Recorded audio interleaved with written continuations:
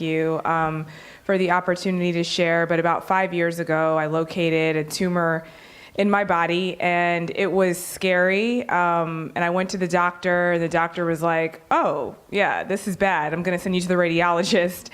And then the radiologist took ultrasounds and images, and it was like rock hard. And they took me to like a back room with all these curtains and pamphlets, like, it's okay if you have cancer. And I mean, I was never diagnosed with that, but it was just really scary.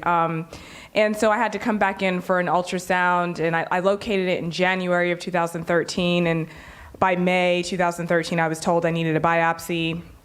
And so for that summer, I just decided, well, either I believe the word or I don't. You know, either I believe that Jesus is a healer or I don't, and I need to put into practice, you know, what I learned. And I know that Hebrews says that his word is active and it's alive and it's sharper than a two-edged sword. And so I knew that there was power in speaking the word of God, and like you talked about, so power in declaring the scriptures over myself. And so that's what I did. I prayed the scriptures, I declared the scriptures, and as Brandon was talking, the Lord reminded me that I also put him in remembrance of his word a lot. So I would actually speak the scriptures to the Lord and say, you know, Lord, by your stripes I was healed and made whole. You know, Lord, I thank you that your healing power is operating in my body.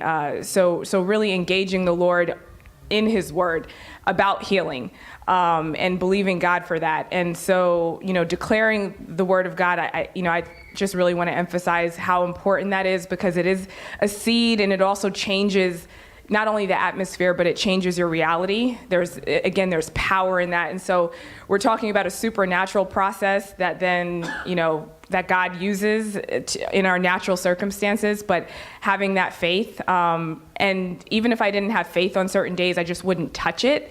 And so if you're not seeing the miracle right away, sometimes it's good to just not acknowledge it, because I'd heard a pastor say one time that there are facts, but then there's truth.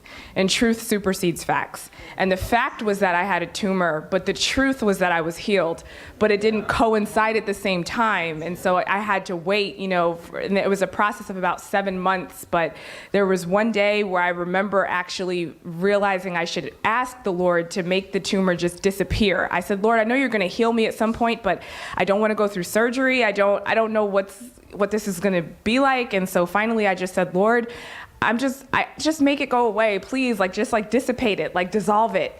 And that Sunday I went to church, and the worship leader said, you know, somebody's believing for healing and you're healed. And I just received it by faith. And when I went to the doctor probably a month later, I went back to the radiologist, and they were like, okay, like, you know, we're not finding this. And so they had like 3 different technicians come in, and they're like, is this the right person? Let me see the image. They didn't, like, the doctor was like, are you this same person? I'm like, yes, I'm the same person. You know, and then at the time they're like, well, we can't find it. Have you noticed that it went away? I'm like, I thought it started shrinking, but I wasn't sure, and I didn't know. And so anyway, God healed me. Yes, God healed me of that tumor. It went away. It never came back again. And I told the technician, I said, you know, I've been praying, the Lord healed me. And, you know, one person said, wow, yeah, God heals, you know. And so I just want to encourage anyone. Well, first I want to give honor and glory to the Lord, because I thank him that he healed me. But also I want to encourage anyone that's going through a process that if it's not instantaneous, that you can still get an instant kind of miracle, but it may take a while. So thank you.